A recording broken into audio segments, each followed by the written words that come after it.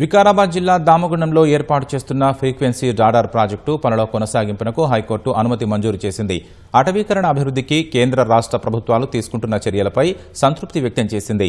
అటవీ ప్రాంత పురోగతి చర్యలు కొనసాగించాలని, చర్యల ఫలితాలపై నివేదిక నిమిత్తం విచారణను 6 నెలలకు వాయిదా వేస్తున్నట్లు తెలిపింది.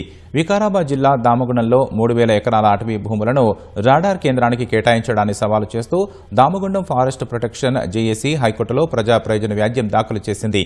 దీనిపై ప్రధాన న్యాయమూర్తి ధర్మాసనం మరోసారి విచారణ చేపట్టింది. అటవీ శాఖ దాఖలు చేసిన కౌంటర్లో రాడార్ కేంద్రం వల్ల దెబ్బతిన్న అటవీ ప్రాంత అభివృద్ధికి ప్రత్యామ్నాయంగా గత 2 ఏళ్లలో 9.16 లక్షల మొక్కలు నాటగా 8.23 లక్షల మొక్కలు బతికి ఉన్నాయని పేర్కొన్నారు.